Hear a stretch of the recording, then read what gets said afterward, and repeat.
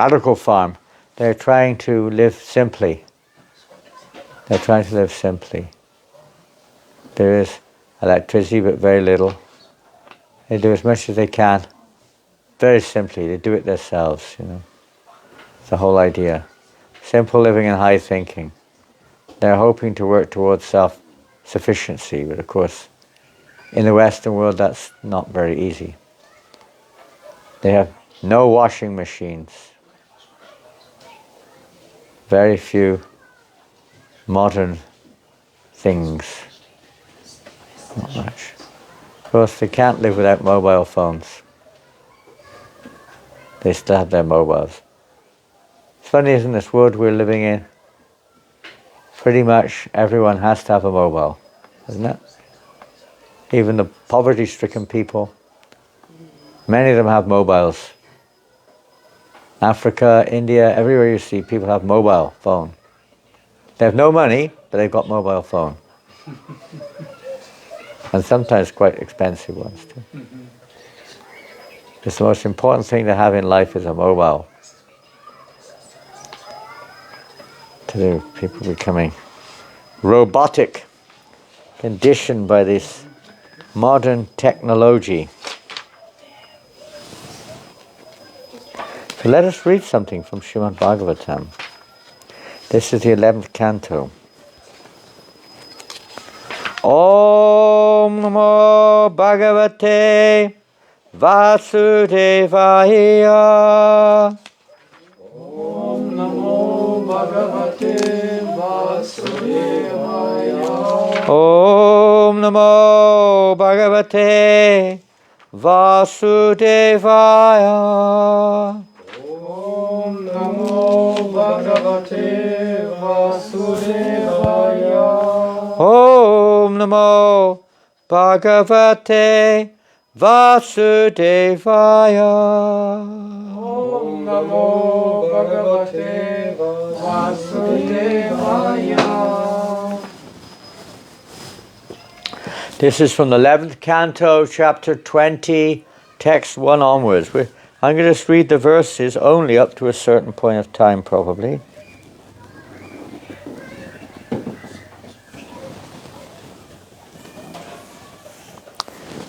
So this is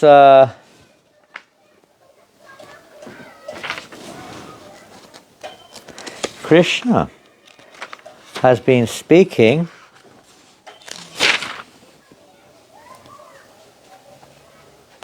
to Uddhava. So this would be considered part of the Uddhava Gita, I presume. The teachings of Krishna to Uddhava. Now Uddhava is now responding. Shri Uddhava said,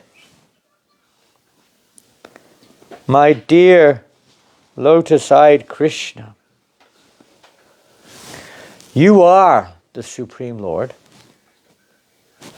and thus the Vedic literature, consisting of positive and negative injunctions, do's and don'ts, constitutes your order.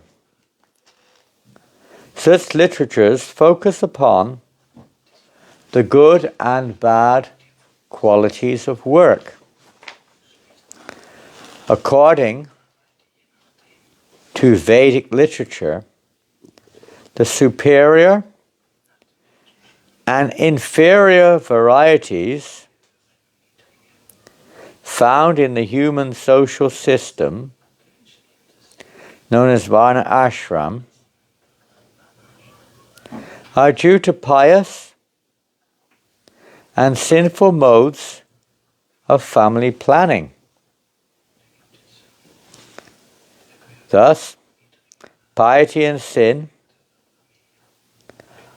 are constant points of reference in the Vedic analysis of the components of a given situation, namely the material ingredients, place, age, and time. Indeed, the Vedas reveal the existence of material heaven and hell, which are certainly based on piety and sin.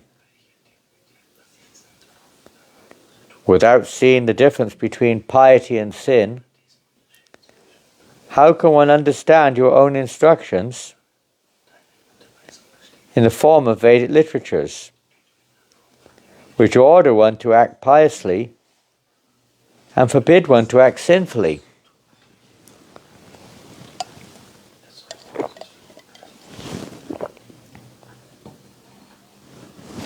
Just like today, people don't understand, they don't follow. Neither do they understand what is real piety, even what is sin. They may have some idea, but they're not following it. They're hardly following their own simple scriptures, in most cases. So how can they understand the real instructions of the Veda, what the real purpose behind it is?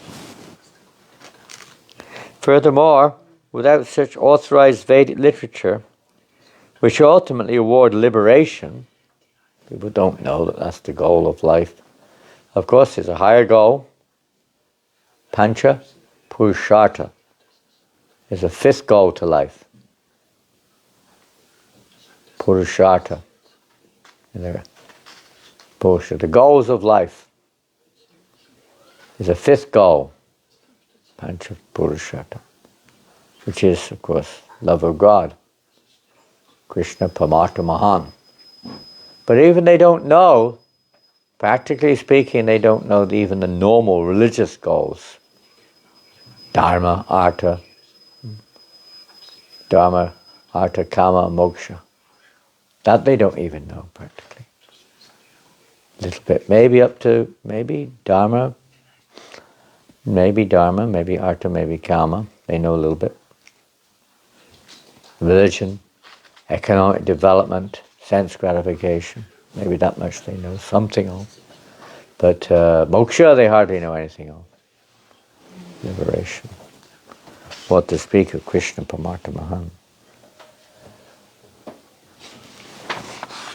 My dear Lord, in order to understand those things beyond direct experience, such as spiritual liberation, or attainment of heaven, and other material enjoyments beyond our present capacity. Liberation, of course, with our present material senses, we can't really grasp it. You can grasp sense gratification, maybe mundane religion also, and economic development. But liberation, what can we say? It's not within our control either to access heaven as such, although there may be some desire therein. Some concept, but not experience with our present senses. We have to change our body or change our senses. And in general, to understand the means and end of all things, the forefathers, demigods, and human beings must consult the Vedic literatures, which are your own laws, for these constitute the highest evidence and revelation, giving us information of that which is beyond our sensual perception, the capacity of our sensual perception. And they give us guidelines whereby we can achieve that goal, whereby we can achieve it. Not just what it is, but how we can achieve it. My dear Lord, the distinction observed between piety and sin comes from your own Vedic literature and does not arise by itself.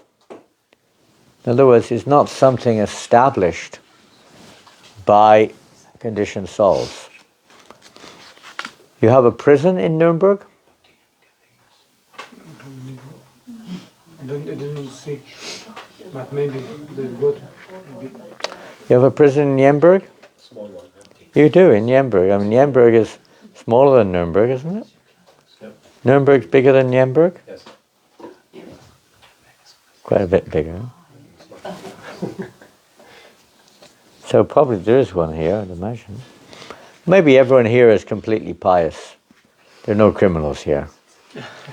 There's no crime in Nuremberg, I'm sure. Is there? No crime here, huh? No crime in Nuremberg. No thieves. No, everything is here. Everything Everything's here. available.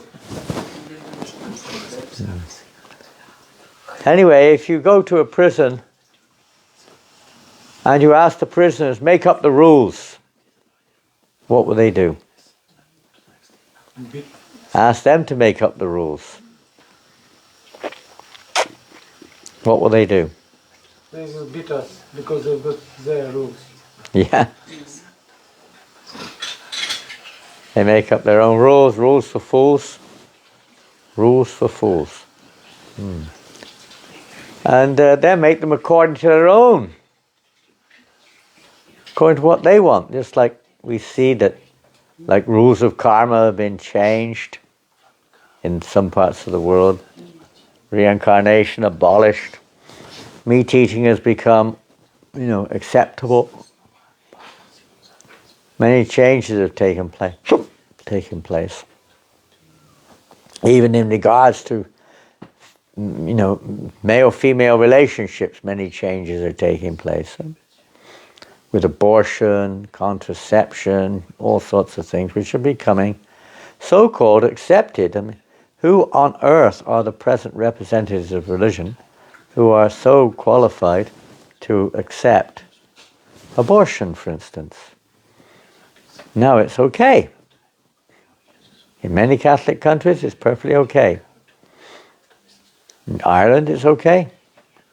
I don't know about other Catholic countries too much, but some it is and some it isn't. But it's not within our grasp to change the Shastra.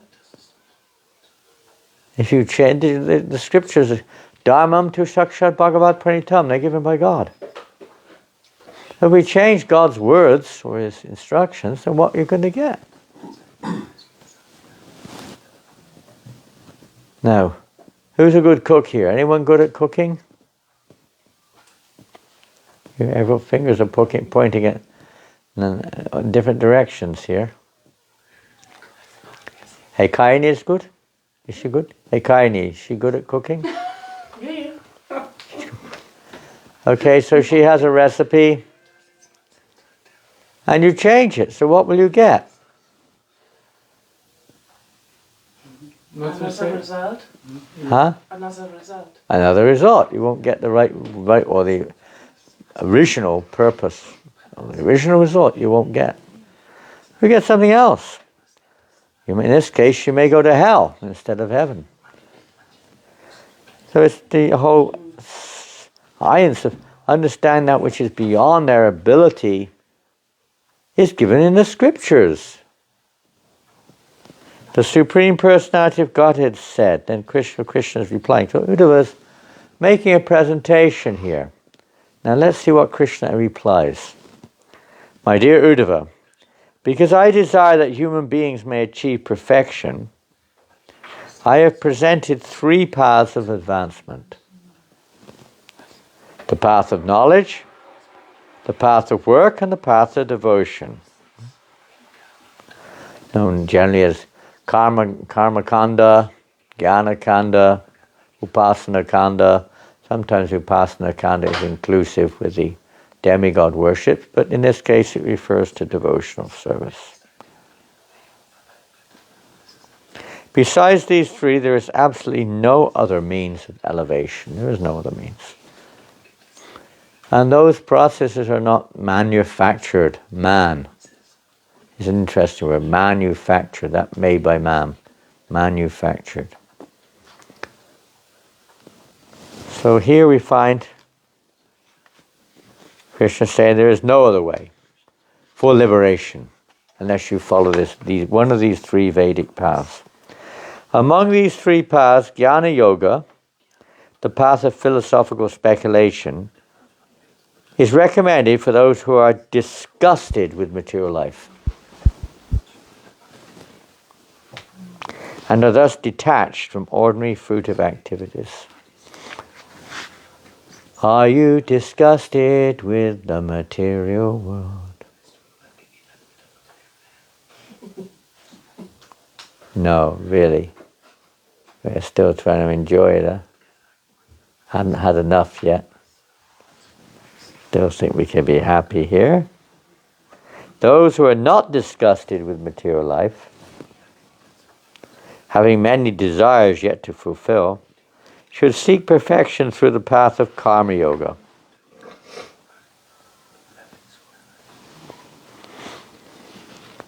If somehow or another, by good fortune, however, one develops faith in hearing and chanting my glories, such a person,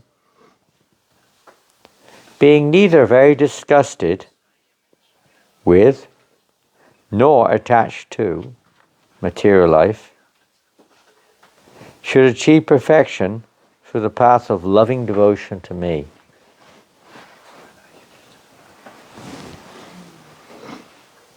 The devotee is not disgusted with material life or the material world or whatever. Why?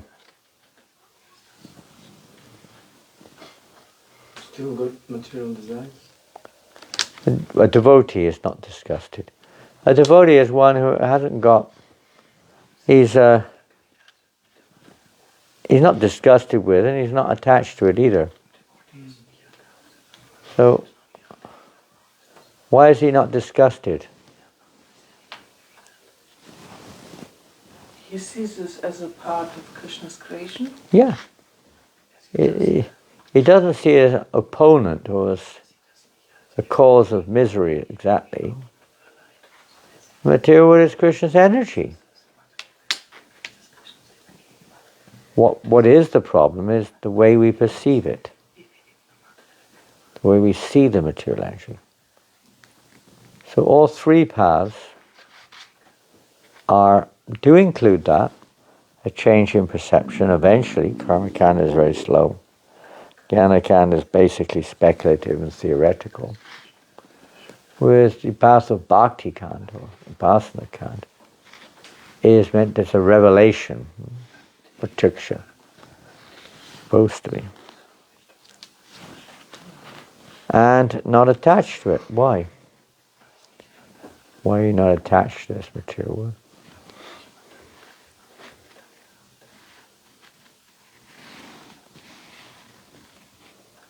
Because they attach for Krishna. That's the simplistic way, because if you're attached to the material world, what happens to you? If you're attached to the material world, what happens to you?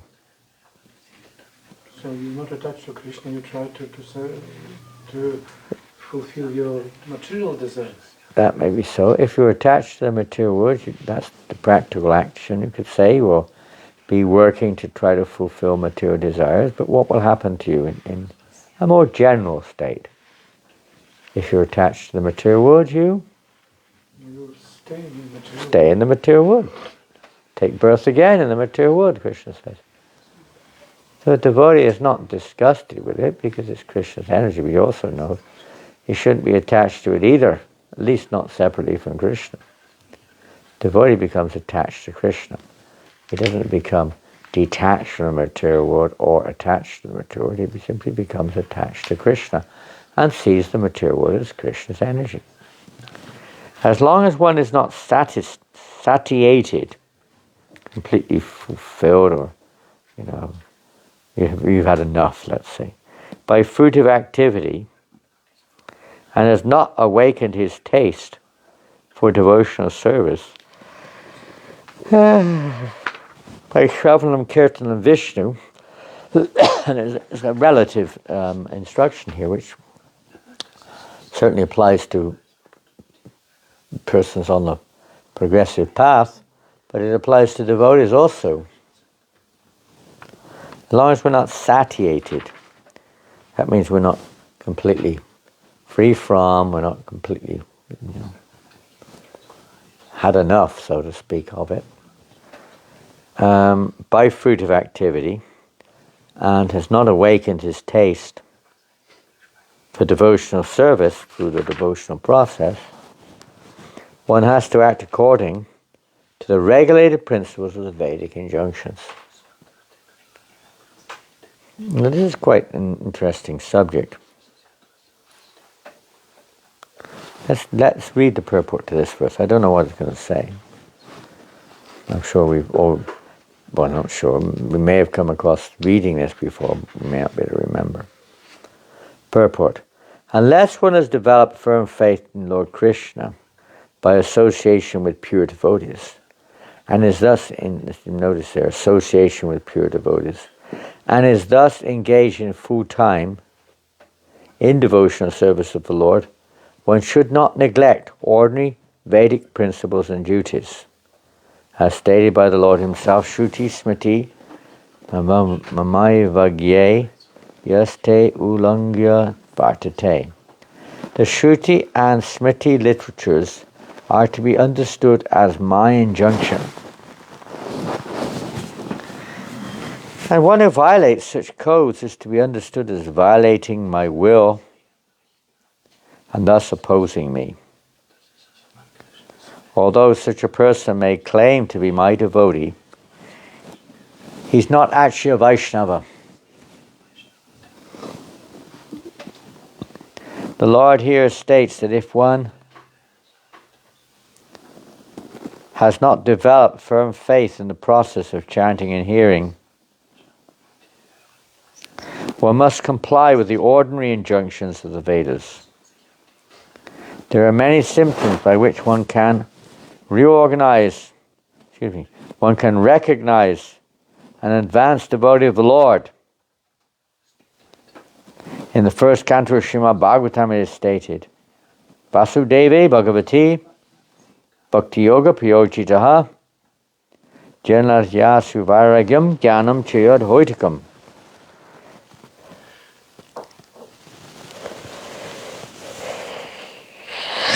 One who is actually engaged in advanced devotional service immediately develops both clear knowledge of Krishna consciousness and detachment from non-devotional activity.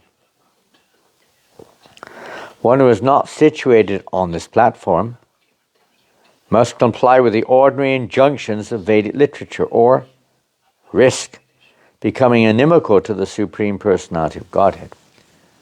What does that refer to? Risk becoming inimical to the Supreme. One who follows the Vedic principles.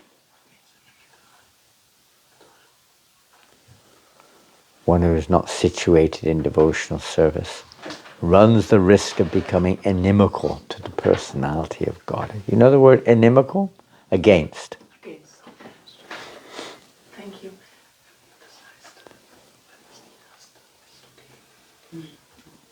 Not just neutral, but against. Well, they may not be consciously against, but they will be in the, let's say, they will be behaving, they will be in a situation which is against the will of the personality of Godhead. Even though they're following the Vedic, you can say the Vedas. Why? Because the Vedas mainly deal with three modes of nature. One, that's okay, but the Vedas mainly direct towards moksha. And without devotional service, moksha means? Material enjoyment. Moksha, liberation, means without devotional service. What does it mean? Impersonalism. Impersonal liberation, or Mayavad philosophy. That will be the tendency. Without, devotional service. The tendency is either to become an atheist also, but to become very materialistic. Veda Vada, what's it called? simply following the Vedas for material reasons, or you become an impersonalist. That's the danger. Risk is not, it may not be, but that's a great risk that may happen. So devotional service is the important factor here. On the other hand, one who has developed great faith in the devotional service of the Lord Krishna does not hesitate to do anything that will further the mission of the Lord. As stated in the 11th canto of Srimad Bhagavatam, a very famous verse, Devarshi bhutapna nrinam pitrinam na kinkaro nayan rini charajan sarvatmanayak sharanam sharanyam gatis mukundang parivritya kartam. Anyone who has taken shelter of the lotus feet of Mukunda, the giver of liberation, giving up all kinds of obligations, and has taken to the path in all seriousness, owes neither duties nor obligations to the demigods, the sages, the general living entities, to the family members, humankind, or to forefathers. That's one who is fully surrendered, or is in very, very serious about devotional service. He's no longer a debtor to anyone. He's not obligated to anyone.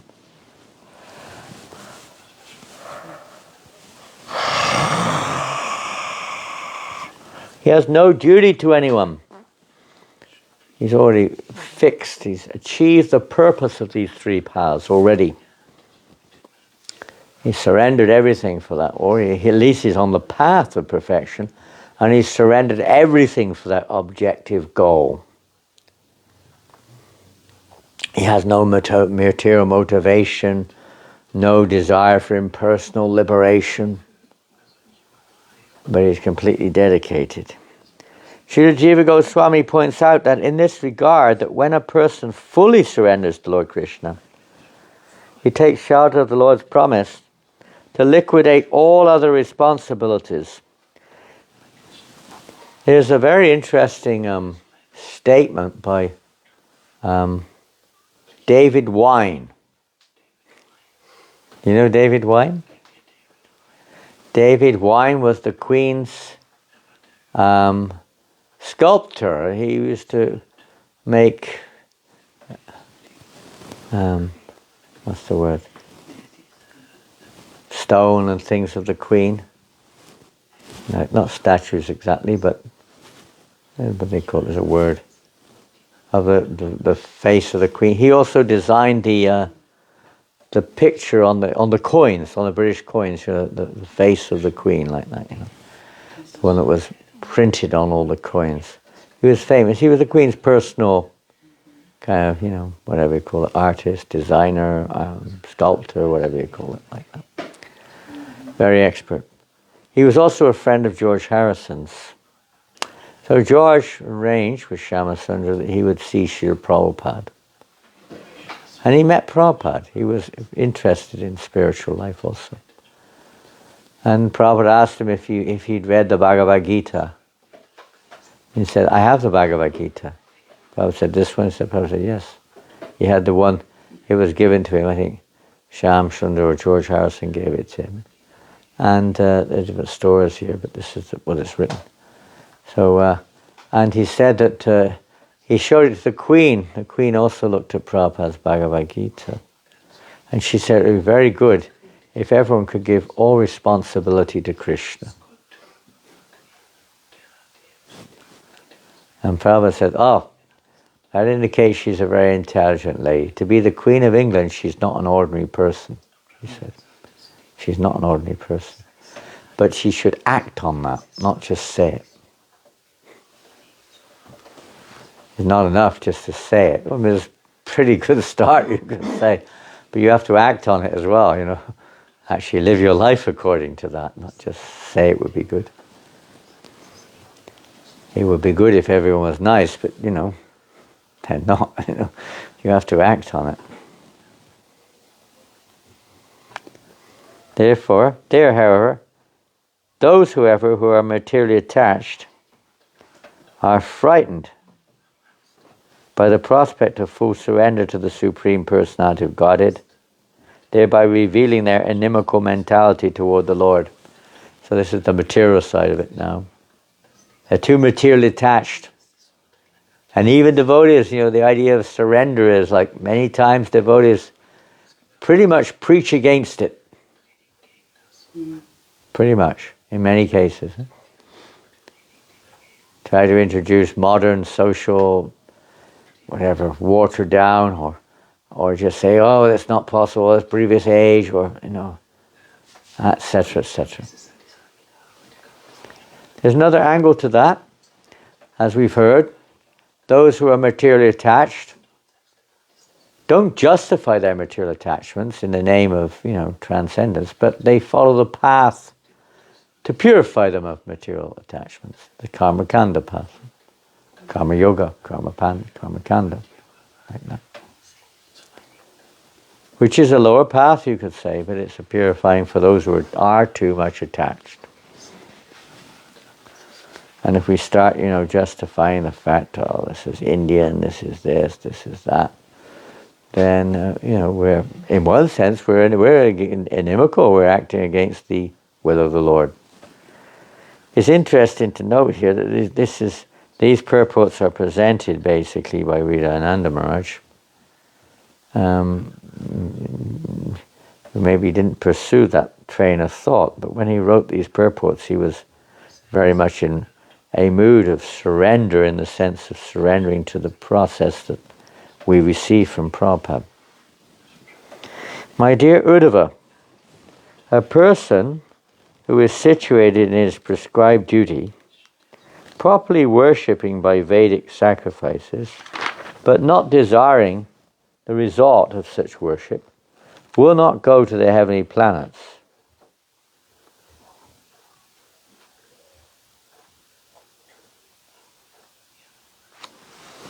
I don't quite understand that.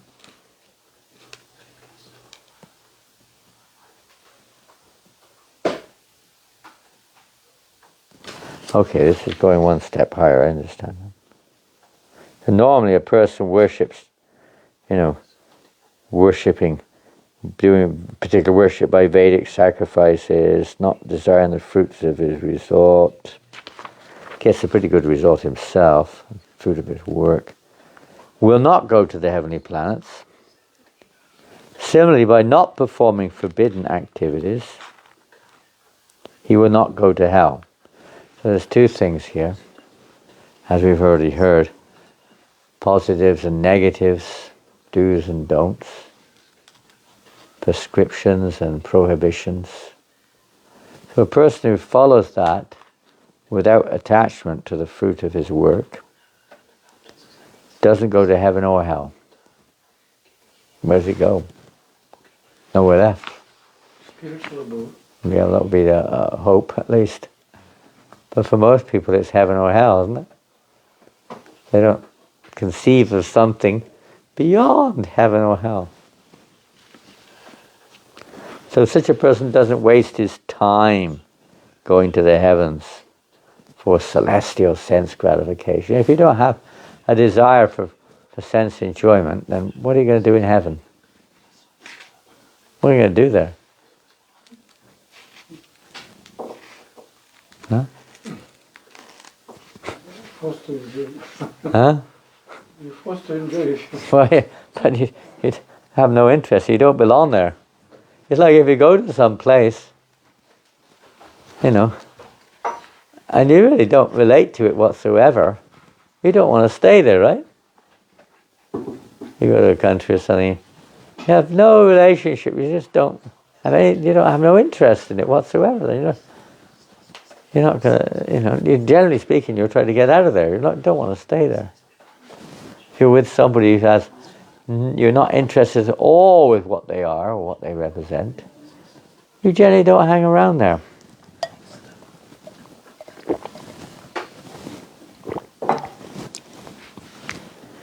One who is situated in his prescribed duty, free from sinful activities, and cleanse the material contamination. Interesting to note there that by avoiding or not performing forbidden activity, he will not go down to the hell. And by performing prescribed duty without attachment, you won't go to the heavens either.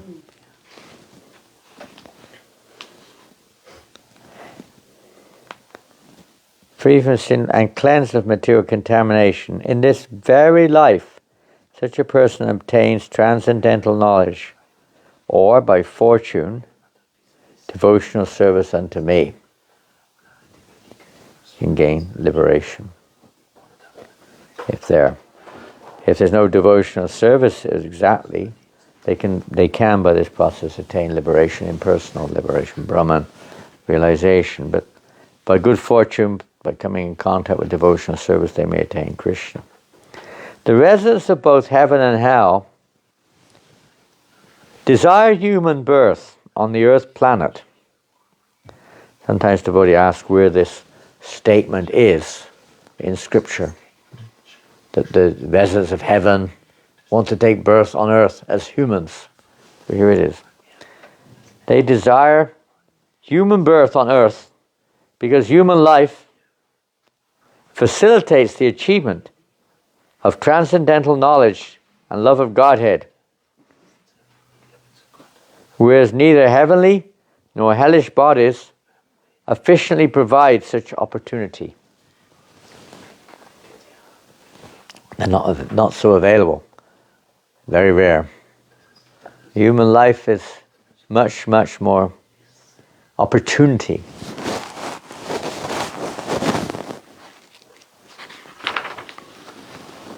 Imagine being in heaven, and this would be some members of the heavenly planets, I presume, who have got some spiritual desires and really aren't really wanting to be there for pleasure, for material pleasure. A human being who is wise should never desire promotion to heavenly planets or residence in hell. Because not many people desire residence in hell. Depending on what you mean, there's the hellish planets, which they're sometimes described in, there's a level where you're just simply getting punishment for one's sins, one's karmas, but there's also the lower planets, which are sometimes referred to as hellish, because there's no God consciousness there, like Sutala Loka, Patala Loka, different planets down there, where the residents may not be actually like you figure in hell, some kind of torture going on, but they're actually enjoying quite high sense gratification. Some of them are known as subterranean heavenly planets. They're on a lower platform. There may be there's lack of light, and so on and so forth. Maybe there's like that, but they actually is a certain type of karma where you're godless, but you're pious, done some piety in the past, and you may take birth in one of these planets to enjoy, so to speak.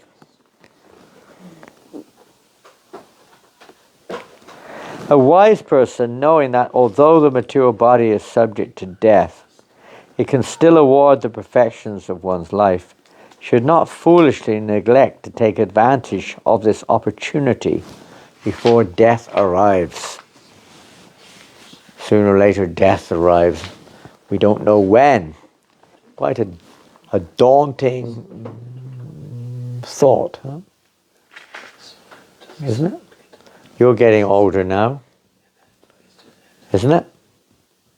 How old are you now? 64. 64, what an auspicious number. And are you 60? No, 46. Got a few years to go. And usually it's not something that really dawns on one when one's younger so much.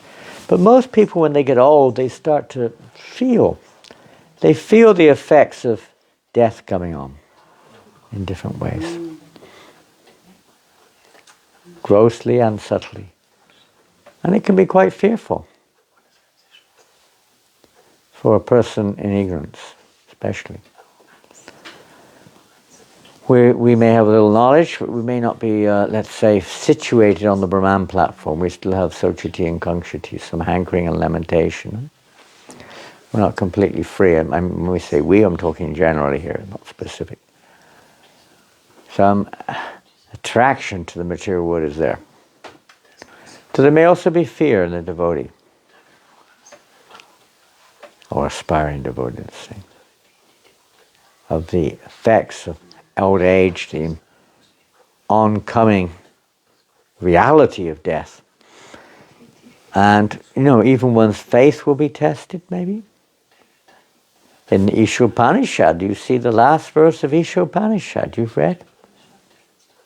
You have Ishopanishad in English? I see it there in German. It's kind of a funny verse in some ways. Of course, it's a Vedic verse, it's Upanishadic, it's not exactly a Bhakti Shastri, but it's a scripture amongst the Upanishads which directs towards Bhakti or devotional service.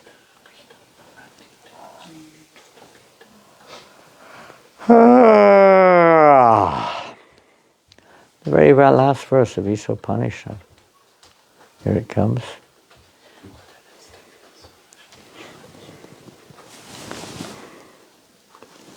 I think that may be German. Ja, Gründer Acharya der Internationalen Gesellschaft für Krishna Bewusstsein. I mean, we can read it in German, but it won't make any sense to me. It's too nicely printed for English. German books are all so nicely printed.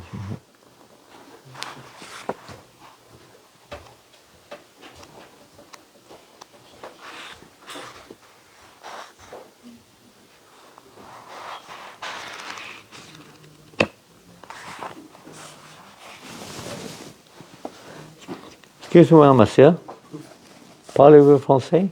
Non. Ici, un livre pour vous. C'est livre en douche.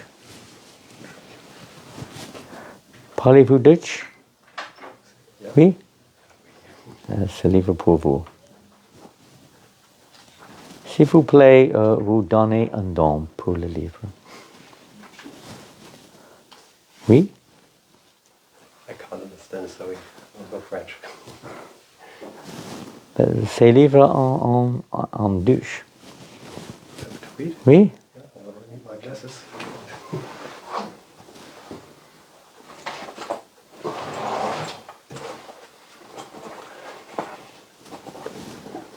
I'm selling an Ishopanishad here.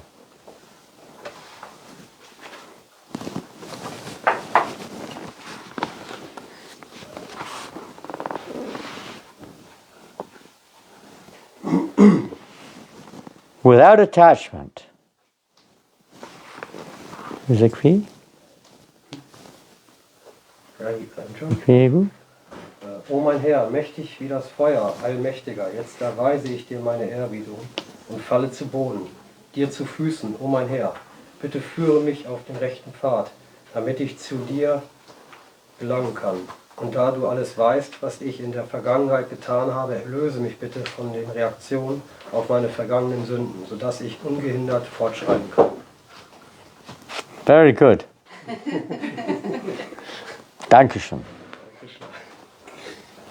No. What does that say in English? You haven't got a copy here, have you?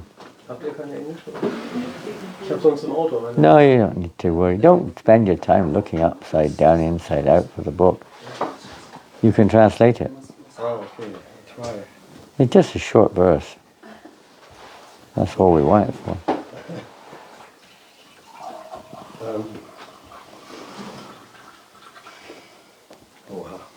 No problem. No worries. We'll read it later. I'll look on my... I've got it on my computer. Can you translate this in English, the German text, please? Kannst du das übersetzen? Huh? Maybe you can translate it from German, because I... Your husband can translate as German. He can't. He translates from German. He can read German Yeah, and understand it. really. Oh, he's doing good. One from...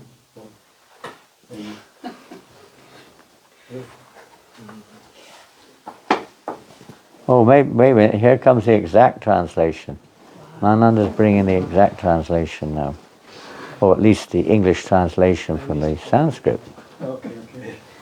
Sometimes when you translate from one language into another, and then that language into another, and without referring to the original one, it changes, you know.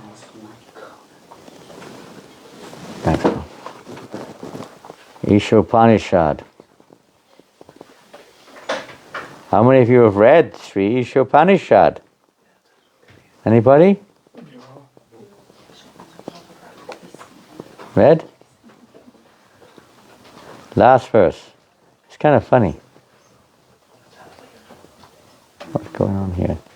Here we are. Mantra 18.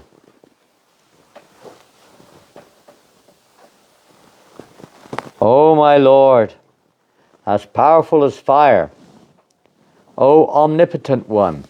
This is obviously someone who's not practicing, unalloyed pure devotion exactly, but they are devotional. They are on maybe very reverential devotion, It's not spontaneous. They're approaching, O omnipotent one, falling on the ground at your feet, O powerful as fire. They're seeing God's opulences, His greatness. Oh my Lord, please lead me on the right path to reach you. And since you know all that I have done in the past, please free me from the reactions to my past sins, so that there will be no hindrance to my progress.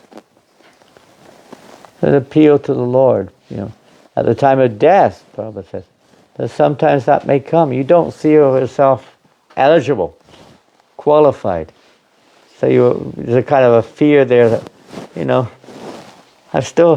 I'm not eligible. I'm going to go to hell, or I've got material desires or something like that. And you're praying to the Lord, please, remember me, And did I do anything? Please remember what I've done for you, or in relationship to you, or whatever. It's a kind of like, I think if a person's being punished or something, they might say,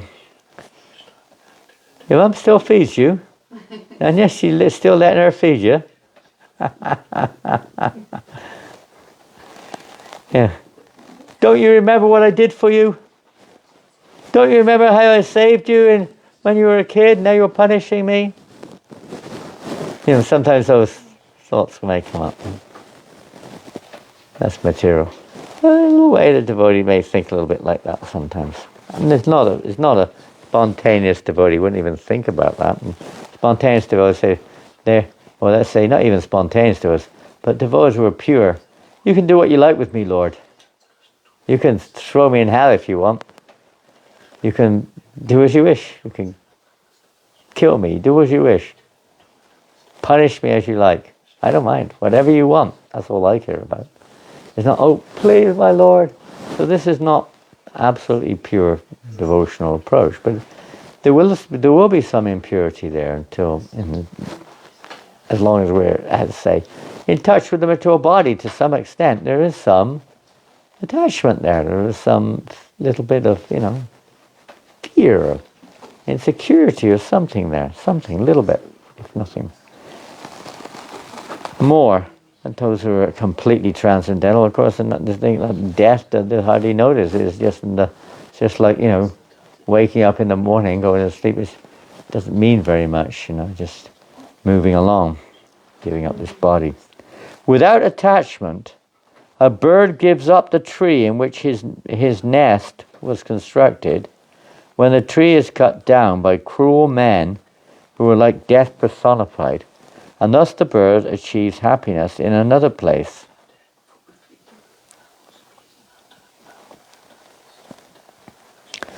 And you see, birds, I don't know what they're thinking inside, but many times their nests are destroyed. We have this at New Mayapur. Quite often the birds build their nest in the basement. They don't know what the future there is. They don't know that that's not really where they should build it. And then perhaps the cleaner will remove the nest. Not always, but maybe they remove the nest.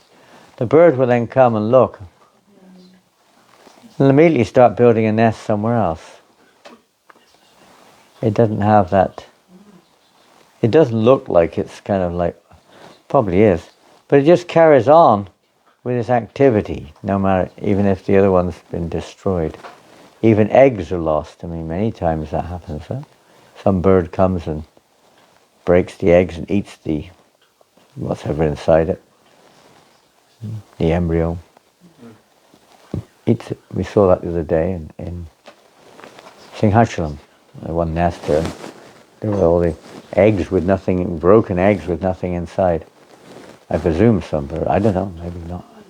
Maybe some bird came and ate the ingredients. Or maybe the birds hatched, I don't know. But oftentimes another bird comes and eats the eggs. And there must be some emotional feeling for the poor bird, I don't know. Maybe he's just so much in ignorance he can't think beyond. That's all, that's it, that's what's happened, that's it. But he just carries on following his natural course, goes on, does the same thing again. Knowing that one's duration of life is being similarly cut down, I was thinking of that this morning, or last night, I can't remember. Ayur harati vaipungsam, there's a verse in the second canto. I don't suppose you've got the second canto of Bhagavatam in English. Huh? Verse, how is that? Ayur harati vaipungsam. That's the first line of the verse.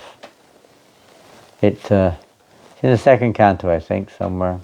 I think it's second canto. You can look it up in here, it'll be easier. Ayur, A-Y-U-R. You know how to use the database? Okay. Put those brackets, those abbreviations in front. Ayur harati vaipungsam. Famous person. I can say the English more or less, but let's get the real one. I confused with Etacham Shakarashpam Sam. Hmm? I confuse this verse with sounds similar, like Etacham Shakarashpam Sam. This one, Paribhasha Sutra. Oh.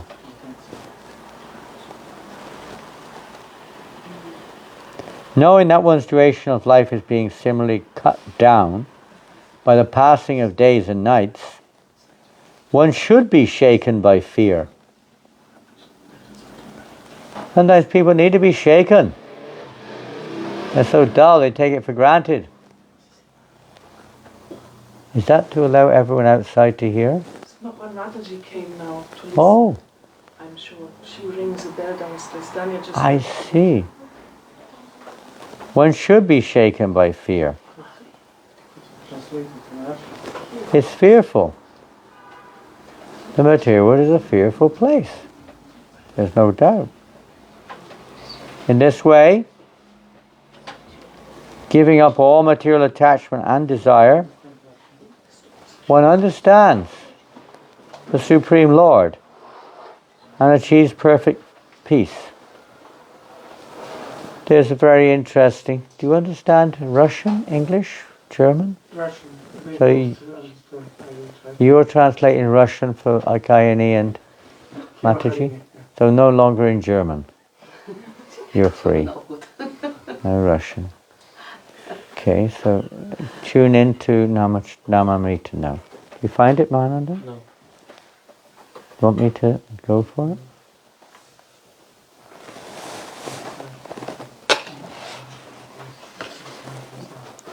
Hare Krishna. Ayura.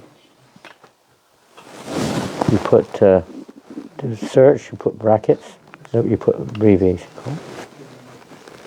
The problem is with this word, is when it's in the verse, it's not always R, it's sometimes U. The letter changes from R to H sometimes. Let's see which one it is. Ayur Harati, here we go. Ayur, this is in the Srimad Bhagavatam. I don't know what program you're on here.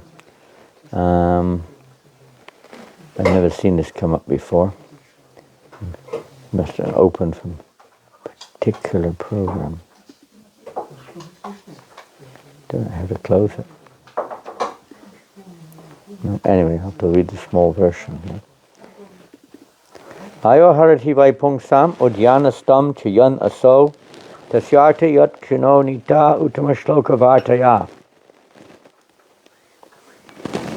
In the translations, both by rising and by setting. It's second canto, and I can't see which verse it is because it's a different window you've opened here.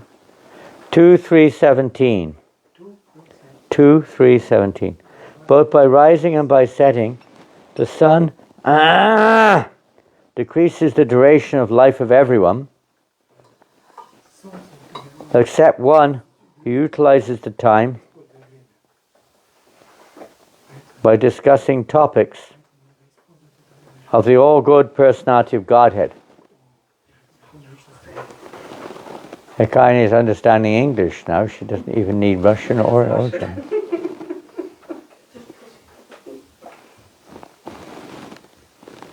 Decreases the duration of life of everyone. That's kind of thing here, isn't it? You look at your watch, another day's gone. Today's the last day of May 2023. You'll never get that day again. Every moment's gone. You can't buy it back with billions of euros. Right? It's gone. That's it. Now, of course, on the eternal platform, you can look at it differently. But for those who are conditioned, that's the situation. But for one who's always engaged in hearing about Krishna, what is the difficulty? They're not on this platform of, say, relativity. They're on the platform of absolute eternity, hearing about Krishna. So the passing of, so-called passing of time to them is nothing to worry about. Because to them, time is just another feature of Krishna which we utilize for his pleasure. That's all. We utilize our time in hearing and chanting about Krishna. But for one who's utilizing their time for their own sense gratification, time is fearful. Because it's taking away the objects of your pleasure. It's taking away your ability to enjoy those objects. It appears to be creating a fearful situation, isn't it? It could be anything. It could be a disease like corona, right? It could be the war. There's a war, as we all know, that going on. It could just be the fear of impending death or some disease or something. It could be the fear of loss. Why do you put locks and bolts on your door? Why have you got that little thing in the middle of the door? Why have you got bells that you have to ring in order to get into the building? Why? Why?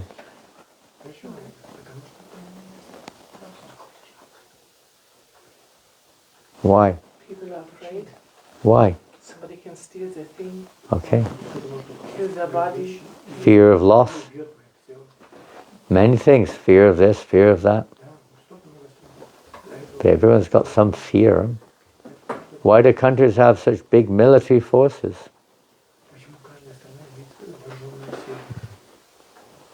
Why do people take so much medicine? Preventative medicine. They don't want to get sick. They don't want to get sick. They're afraid of getting sick. Of course, you may still get sick. Karma has its ways, but you make your effort to try to avoid it. Because we don't want it. Something we don't want is unnatural. Something unnatural is fearful. Darkness itself can be fearful. Therefore we have lights. What you do if you have, usually the first things you do if you're having a bad dream, what do you do once you wake up? What do you do? Turn on the light. Yeah. It's like darkness is fearful. We don't know what's happening. Yeah. Can't see what's happening. Ignorance is the real cause of fear. We don't know what's going to happen when we die. Don't know what the outcome is. When you know, it's a little bit better, although it may still be fearful. But when you don't know at all and you've got some problem, you start speculating, you start worrying, and like anything. And the doctor tells you not to worry, it's only something or another. And you become a little relieved.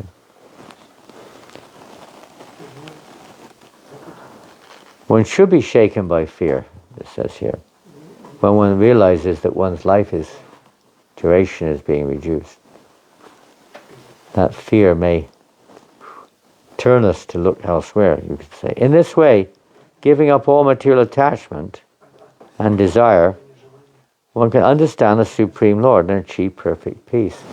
Interesting pastime in the 10th canto, and we often hear about this on Janmashtami, how Devaki appears to be afraid of Kamsa. And her fear of Kamsa. Kamsa represents material sense gratification. So she's afraid of that. And that fear, of course, she's also in contact with Vasudeva, pure goodness, her husband, Vasudeva rather, is pure goodness. And with that fear of the material world and acting in pure goodness, then one's enemies can be killed. That doesn't mean the opposition party is such, or who I know who your enemies are. Different places they may be different. Maybe in a war it's the other party, and in social dealings it might be people who are against you, your enemies in society, whatever that is. You may want to get rid of them. But that's not what it means. It means the enemies within are killed. Lust, greed, anger, envy, madness, and illusion. They're killed. But when there's this, you could say, with the life of goodness, but a fear of material, knowing that this material world is a dangerous place. Prahlad Maharaj also prays. I don't know if you got the 7th canto there. If I can find, I'll have to get off this program. It's strange. No. Let's go to another. Just set up here. Okay, here we go. 7th canto. Why is this coming up all the time? I don't know why. There we go. Contents. Srimad Bhagavatam, Canto 7. The prayers of Prahlad Maharaj. Let's have a look. Prahlad Maharaj pacifies the Lord with prayers.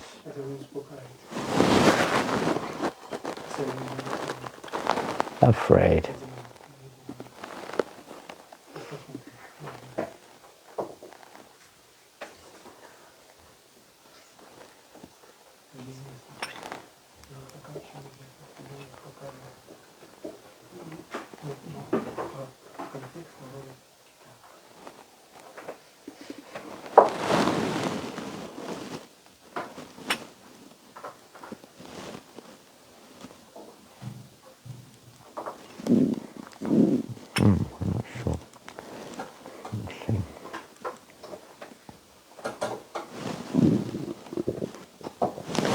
O most powerful, Prahlad Maharaj says, O most powerful, insurmountable Lord, who are kind to the fallen souls.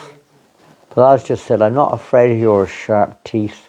I'm not afraid of your mane, blood-soaked. I'm not afraid of your nails. I'm not afraid of your fearful, demeanor, your looks. I have been put into the association of demons as a result of my activities, and therefore I am very much afraid. I am very much afraid of my condition of life within this material world.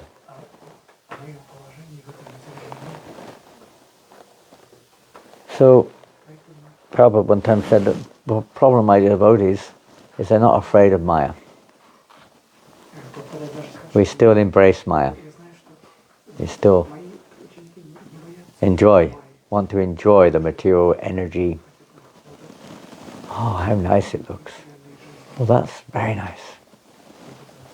How nice that person is, or that beautiful scenery, or whatever it is. Maybe I could enjoy. Maybe I could go to heaven, etc. There's a little element of that which Prabhupada warned us. The problem, in this case, Prahlad is afraid of his condition of life within the material world, because he's born and is in the association of demons. We may not be thinking so much like that. Here's another one here. Different. So that little bit of healthy fear should be there, otherwise the tendency is, this is especially for those who are not completely surrendered. A little bit of warning there, be careful. Dangerous place. Samasitaye palavaplavam mahatpadam punyashomara. It's a dangerous place at every step. So one should be shaken by fear.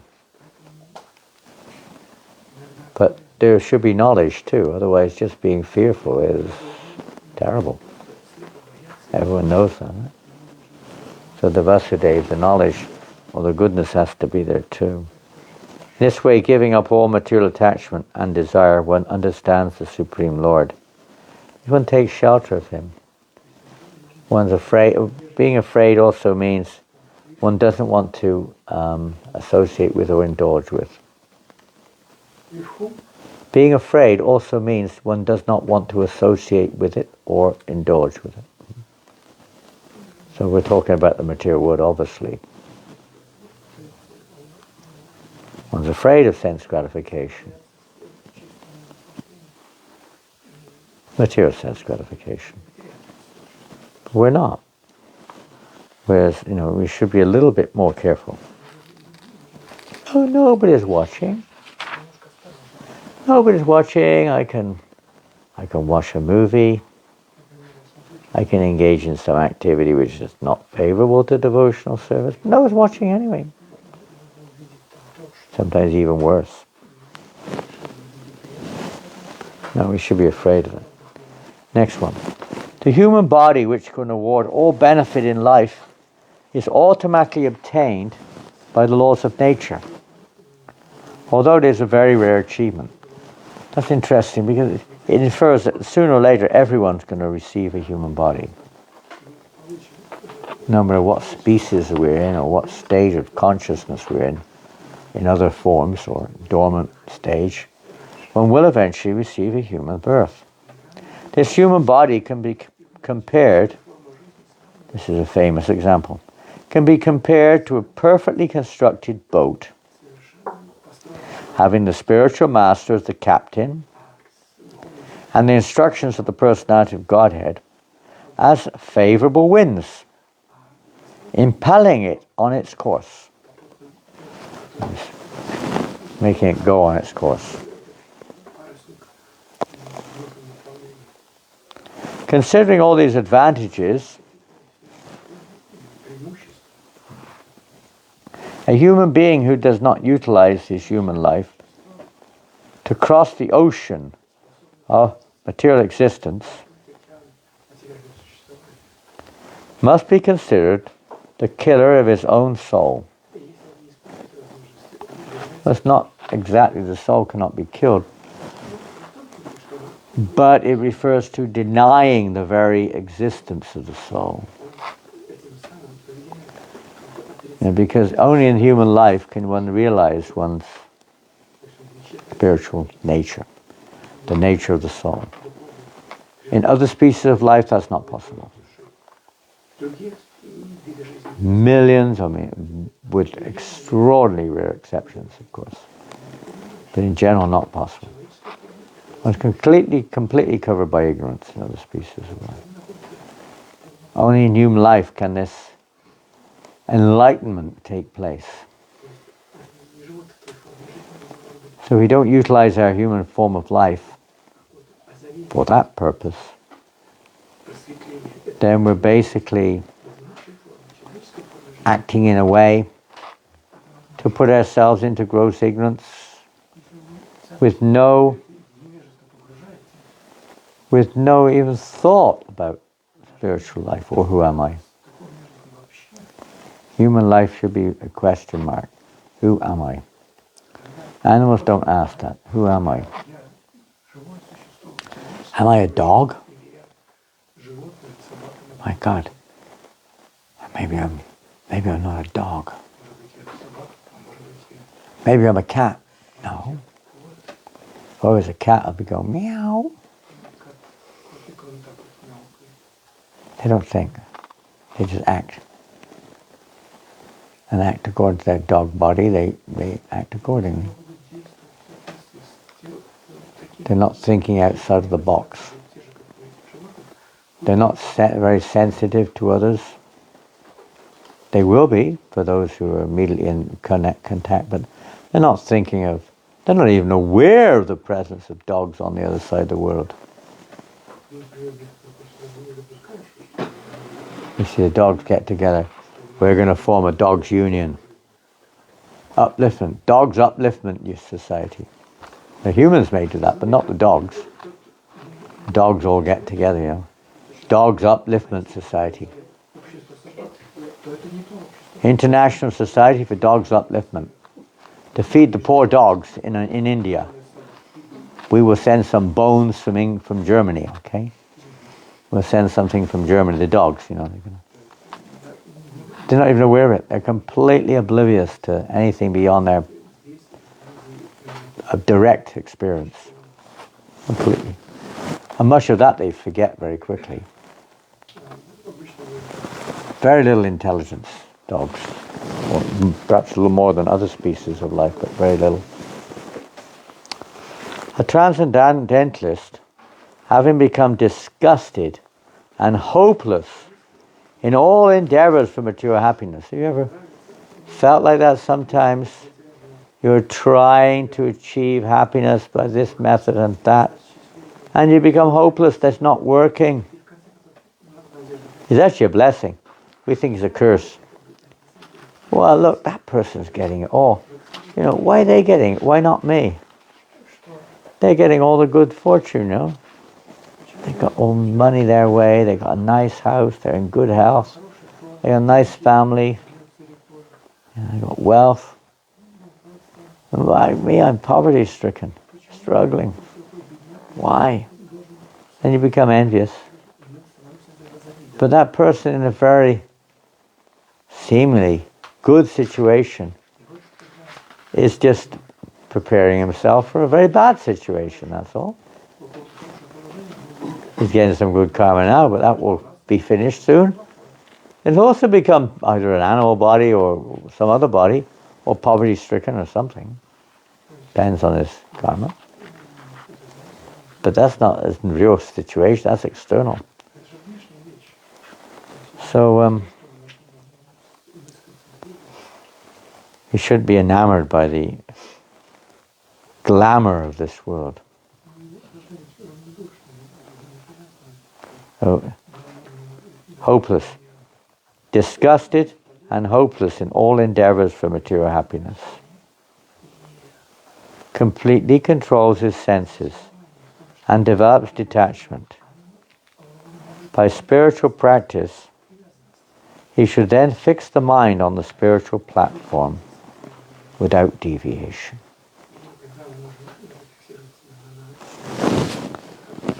These are, you could say, like sutras. Just, this is what you should do. How you do it, how it can be done, that may take a little more, let's say, energy, a little more explanation, a little more time. Whenever the mind, being concentrated on the spiritual platform, is suddenly deviated from its spiritual position,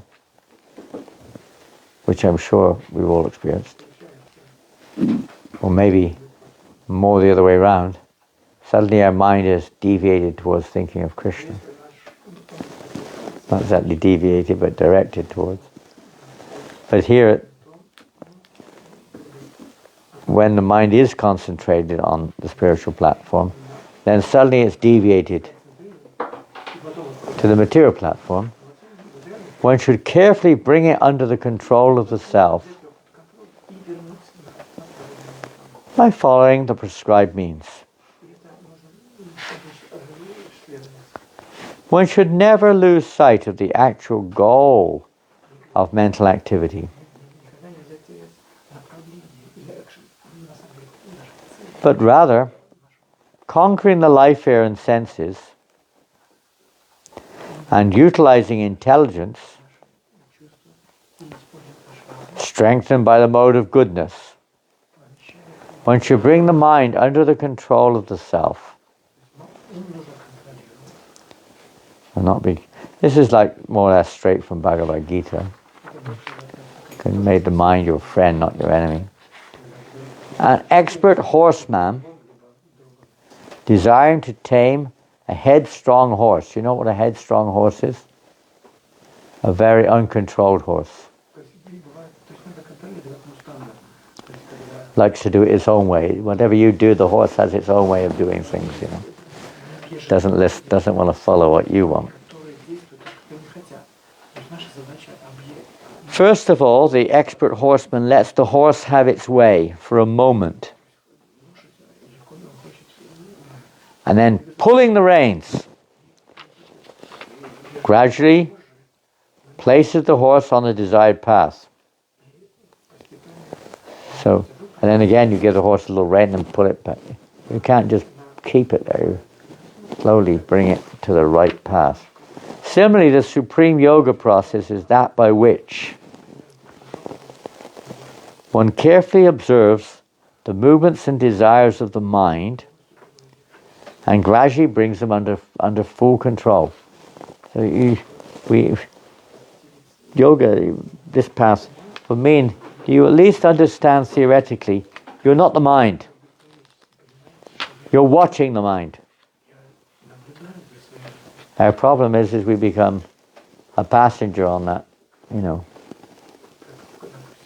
the human body, controlled by the mind. The mind takes us all over the place.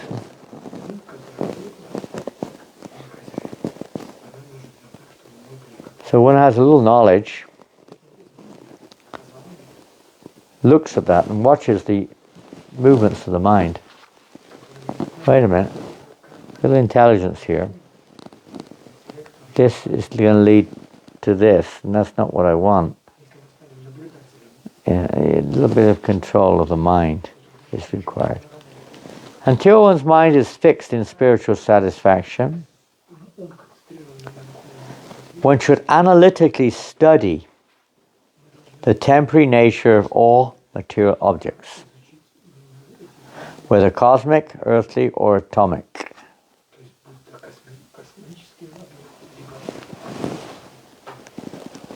We should constantly observe the process of creation through the natural progressive function and the process of annihilation through the regressive function. In other words, the analytical process, you could say, the intellectual process, analyzing what goes on when we do this or don't do that, etc. And just seeing how nature is reacting, both individually, both collectively, subtly, cosmically, etc. And see the temporary nature of this world, that everything is going on by the law of karma or the law of cause and effect. Not getting into trying to change that or to be captivated by it. Not trying to fight against it, but seeing that's how the material energy works. And not being overly attached to that or repulsed by it. and trying to focus the mind on that which will bring this to an end. Not just that which will improve it. Most people want to improve their position in the material world. Even religion, even God, their purpose is to make my material existence better.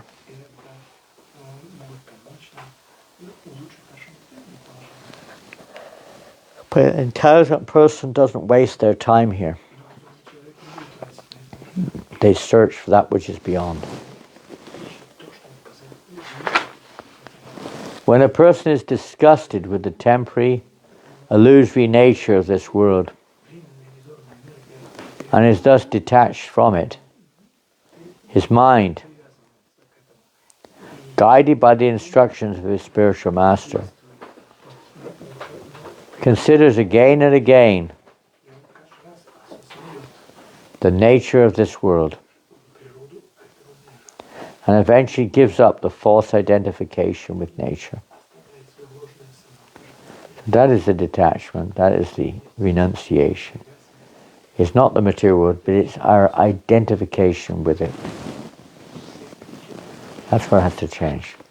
Change of identification. To the various disciplinary regulations and the purificatory procedures of the yoga system, through logic and spiritual education, or through worship and adoration of me, one should constantly engage his mind in remembering the personality of Godhead, the goal of yoga. No other means should be employed for this purpose. Remembering Krishna. If because of momentary inattention a yogi accidentally commits an abominable activity, then by the very practice of yoga, he should burn to ashes the sinful reaction without at any time employing any other procedure. It's quite a interesting verse. Say yogi, it could refer to any of the yogis, karma yogi, jnana yogi, bhakti yogi. Accidentally commits an abominable activity. There's a difference between accidental, it refers to unexpected, it wasn't meditated upon, it wasn't expected, it wasn't intended. One may not even be aware that you're doing it sometimes. But it happens. Either due to some remaining tendency there which at that moment influenced one's activity, or the incitement of another person you happen to be with, or simply one didn't know, it didn't even know it was didn't have that knowledge. And one certainly would regret it, or if one finds out, I understand this is abominable, then the atonement for that, or it's not just to atone for the reaction of the activity, to remove the very remaining tendency for that type of thing from the heart. Then by the very practice of yoga, the very same practice, he should burn to ashes the sinful reaction without at any time employing any other procedure. Let's read the purport to this. The word yogena here indicates jnanena yogena and bhaktyaya yogena. Since these two transcendental systems have the power to burn sinful reactions to ashes, it should be clearly understood that the words So that's jnana and bhakti. The powers both have that power. The difference is jnana does not have the power to awaken love of God. But it has the power to, counteract all one's material reactions. It should be clearly understood that the word anghas, or sin, here refers to an accidental fall down against one's desire. Premeditated exploitation of the mercy of the Lord can never be excused. When you're planning to do it and then you think, oh, Hare Krishna, that's offensive. Significantly, the Lord forbids any extraneous purificatory rites. He prohibits them, and trying to find all kinds of prayashtitas, this thing, that thing, which may result in a freedom from the reaction, but do not remove the cause, the tendency, the risk. One still has not awoken a real understanding of the ways of mature nature and fear of mature nature. Significant. Since the transcendental yoga systems are themselves the most purifying processes, especially Bhakti Yoga.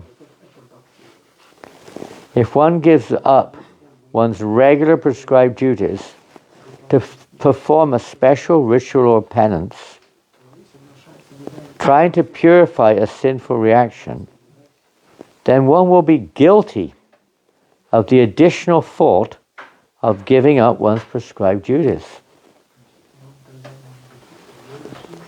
In fact, we see in the Bhagavad Gita, Arjuna asks the question, what is it that causes a man to act sinfully, even as if against his own will? And Krishna says, Kamesha Krodesha Rajaguna Samubhava. It is lust only, O Arjuna. Lust only. Contact with the mode of passion transforms into anger, and is the all-devouring sinful enemy of the world, this lust. And he gives some prescriptions there what to do about that. But it's not to abandon one's prescribed duty. And it's interesting to note when Arjuna asks, what is it that causes a man to act sinfully? He's referring not so much to murder or theft or rape or something which is generally understood as a sinful activity. But he's referring to somebody who gives up their prescribed duty. That's what he's referring to. That is sinful, to give up one's prescribed duty.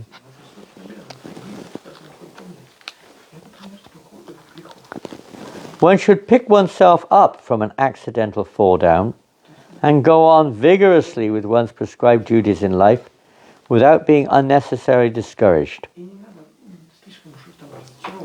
One should certainly lament and feel ashamed, because without that there will be no purification. Lament, repentant, feeling ashamed, disgusted. That should be there. However, if one becomes overly depressed at an accidental fall down, one will not have the enthusiasm to go on to perfection. Lord Krishna also states in the Bhagavad Gita, Apichet sadaracharo bhajate mam ananyabhak sadareva samantavya samyagvavasito hi saha. Even if one commits the most abominable action, if he is engaged in devotional service, he is to be considered saintly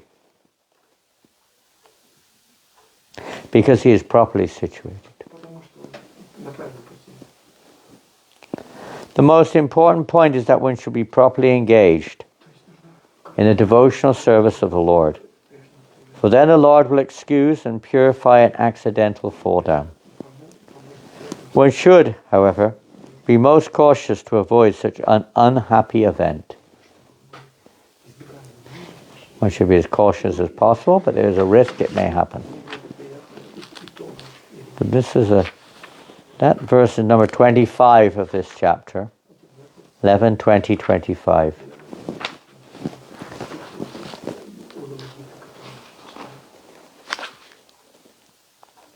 Next verse. And these next two verses are quite famous. We'll read them and probably the purports.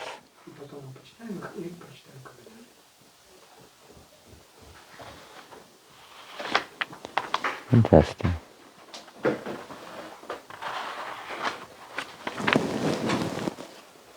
It is firmly declared that the steady adherence means application to, following, etc. The steady adherence to transcendentalists, the steady adherence of transcendentalists to their respective spiritual positions constitutes real piety. So this is what we were hearing just now from Gita. And that sin occurs when a transcendentalist neglects his prescribed duty. One who adopts this standard of piety and sin, sincerely desiring to give up all past association with sense gratification, is able to subdue materialistic activities which are by nature impure.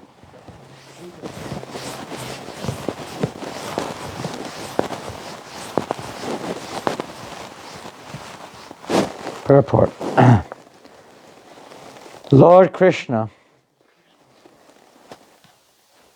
here explains more clearly that those persons directly engaged in self-realization, either through Jnana Yoga or Bhakti Yoga, need not give up their regular duties and perform special penances to atone for an accidental fall down.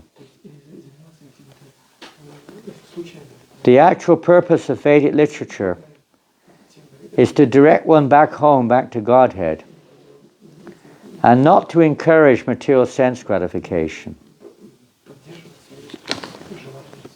Although the Vedas recommend innumerable rituals for promotion to heavenly planets and enjoyment of all varieties of material opulence, such materialistic rewards are meant only to engage materialistic people who otherwise would become demoniac. It's an enticement to be pious. Huh? You're going to go to heaven. If you don't surrender to Jesus, you're going to go to heaven. You're going to go to hell, I mean. If you don't surrender to Jesus, you're going to go to hell, right? If you're not this, you're going to go to hell. It's an enticement. Oh my God, I don't want to go there. What's hell? Oh, I don't want to go there. There's no newspapers in hell. I don't want to go there.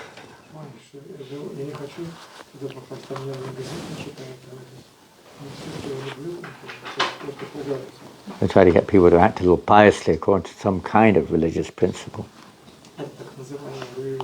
To purify an accidental fall down, one who is engaged in transcendental realization need not adopt any procedure beyond his own spiritual practice. This is very, very significant in the light of certain things going on in ISKCON right now.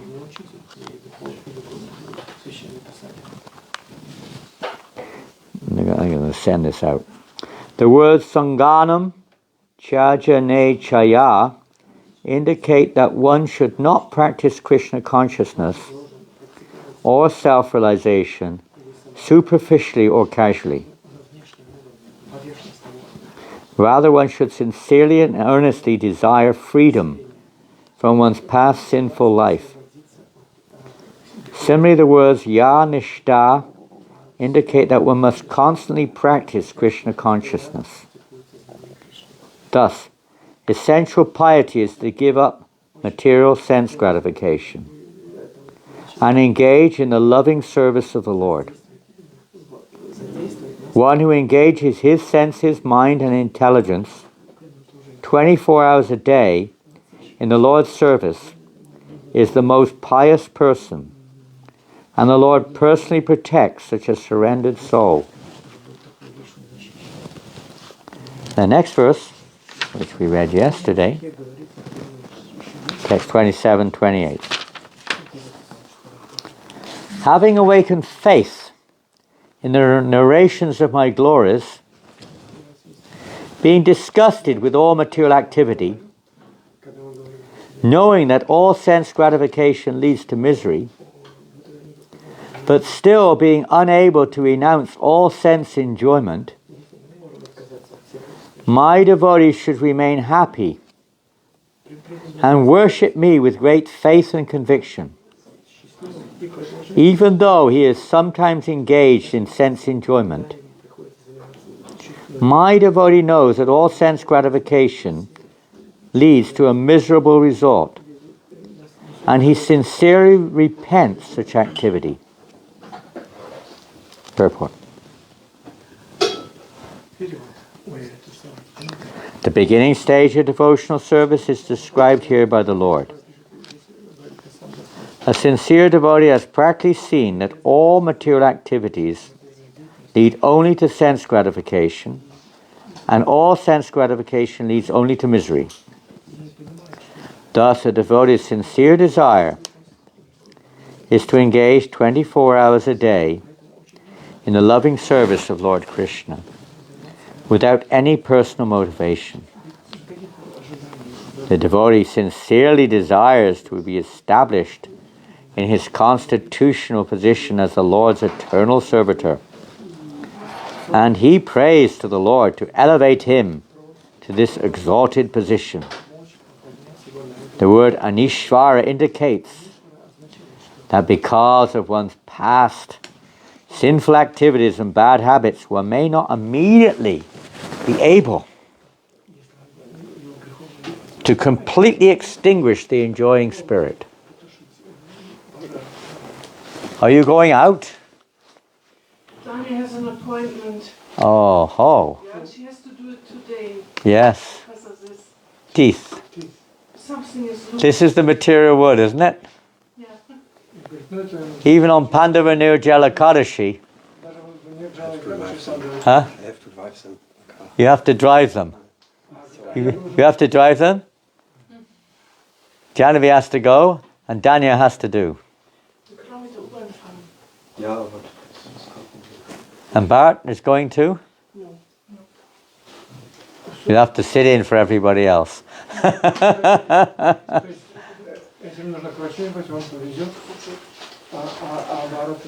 Well, I hope it works. Is it working? Is this race is all working good? I think in Germany they have good treatment. You get it paid by the government? This? Yeah. Not completely. But partially, yeah?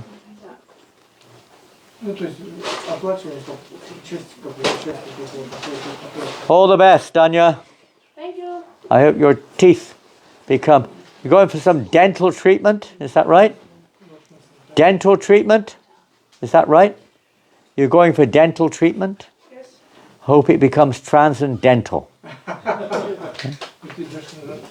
Hare Krishna.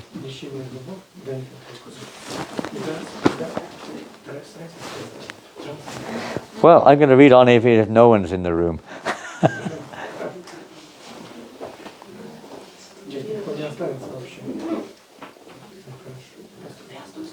The word Anishvar indicates that because of one's... We read that. The Lord here encourages such a devotee not to be overly depressed or morose, but to remain enthusiastic and to go on with his loving service. The word nirvana indicates that a sincere devotee, although somewhat entangled in the remnants of sense gratification, is completely disgusted with material life and under no circumstances willingly commits sinful activity. In fact, he avoids every kind of materialistic activity. The word kaman basically refers to sex attraction and its byproducts in the form of children, home, and so forth. Within the material world, the sex impulse is so strong that even a sincere candidate in the loving service of the Lord may sometimes be disturbed by sex attraction or by lingering sentiments for wife and children. I think I'm going to have to take some juice or something. Do we have any fruit juice? That orange juice still there, or one of those juices?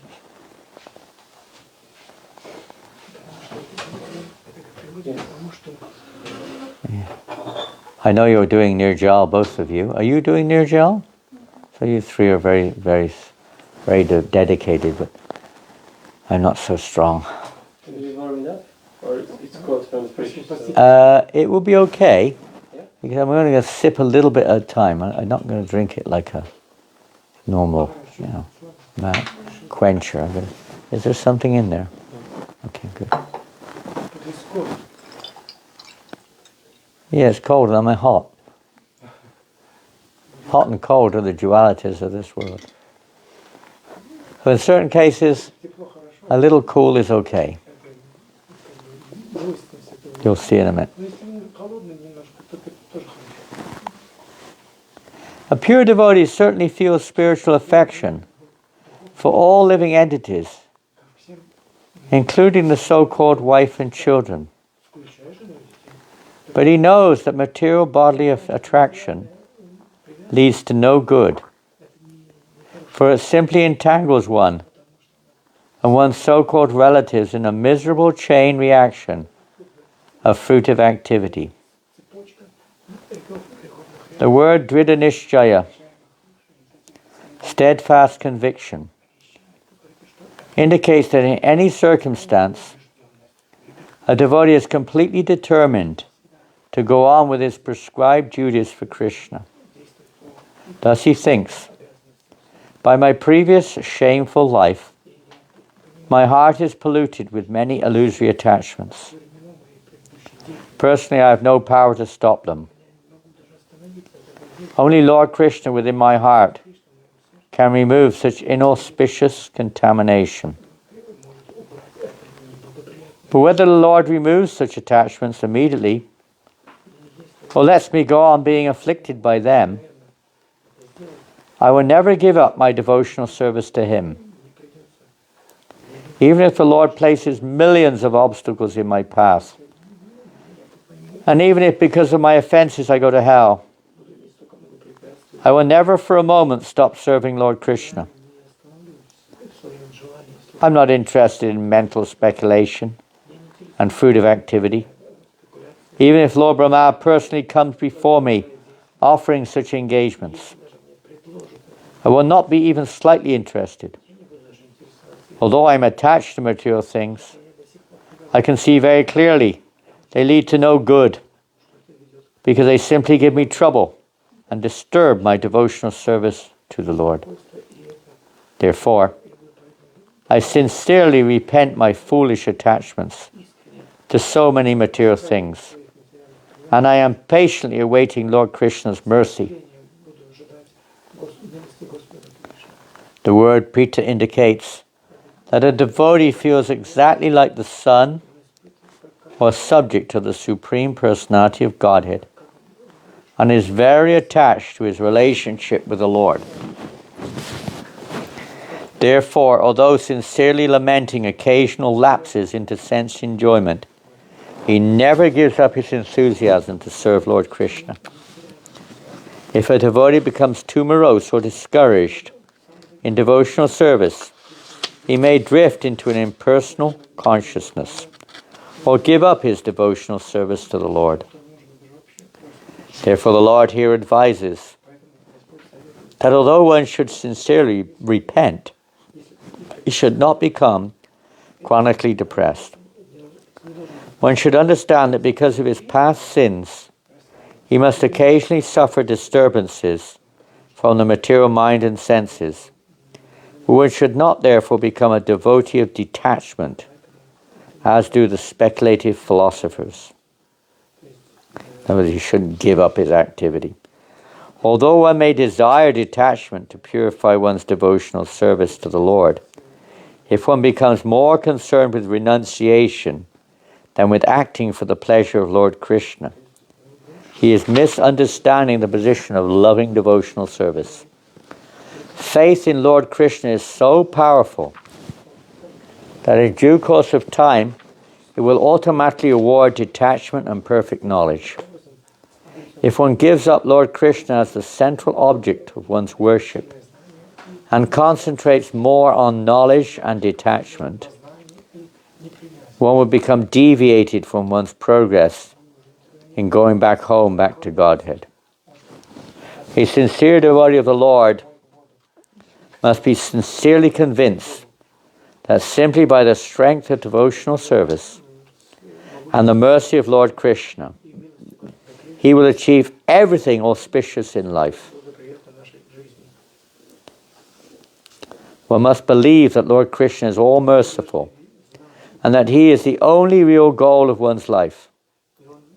Such determined faith combined with a sincere desire to give up sense enjoyment will carry one past the obstacles of the world. You may wonder how Hridayananda Maharaj is getting the, what would we say, the confidence to write such a purport. He's quoting the purports of the previous acharyas on this verse and the previous ones. This is not so much his own commentary at all. He's just putting it together, the commentaries of Vishwanath and other great acharyas on this verse from the Bhagavatam. The words Jata, and they wrote these commentaries a long time ago. It's not something to counteract modern, whatever, morality, so to speak. The word Jata Shraddha Matkatasu are most significant here. By faithful hearing of the mercy and glories of the Lord, one will gradually be freed from all material desire and clearly see at every moment the utter frustration of sense gratification. Chanting the glories of the Lord with firm faith and conviction is a tremendously powerful spiritual process that enables one to give up all material association. There is actually nothing inauspicious in the devotional service of the Lord. Occasional difficulties experienced by a devotee are due to his previous material activity. On the other hand, the endeavor for sense gratification is completely inauspicious. Thus, sense gratification and devotional service are directly opposed to each other. In all circumstances, one should therefore remain the Lord's sincere servant, always believing in his mercy. Then one will certainly go back home, back to Godhead. Hare Krishna. Heavy, huh? Light and heavy. Depends on how you're looking at it, and what way you're digesting it.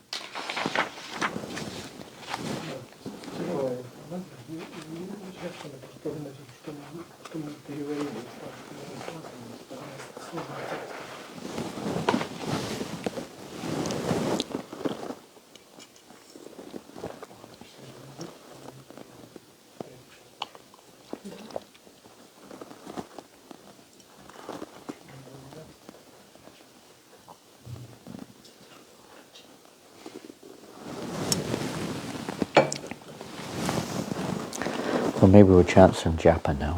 You read, chant, kirtan, whatever. We had kirtan, we had katha, now we can have japa. Okay. Turn your mobile off. Turn your mobile off. Hide your computer, whatever it is. You can have it open on Shastra. You have your japa? What is Mata's name again? Hema Harini. Huh? Hema Harini. Hema? Hema Harini. Also Bhakti Vigyan Maharaj disciple? Chaitanya Chandra Prabhu. Chaitanya Chandra. Is he coming to Germany sometime? He used to come in time of 2012, 2014 in Waltersdorf, he really organized. once more, maybe once, and after that, not anymore. He came to France once or twice, maybe twice. I Yeah. know that Bogdan Samuhaj is coming to Paris. Coming to New Mayapur. He's doing a 1-week seminar in New Mayapur. In July, yeah? Yeah. Maharaj coming, Bogdan Samuhaj едет в Францию, будет неделю семинар давать. Не на английском. Montekini came here Yeah, and the king was 3 weeks ago. She was here in Nurnberg. Nurnberg? At the same time, Nurnberg, yeah. The same time when it was here, Mahavishnu Maharaj. So it was Just now. yeah, just 3 weeks ago, at the beginning of May. Maybe only 4 weeks ago. Where did she stay? She stayed in a flat of another devotee who is Atul Krishna Prabhu. Yeah, Okay. With all the Mataji's was staying there.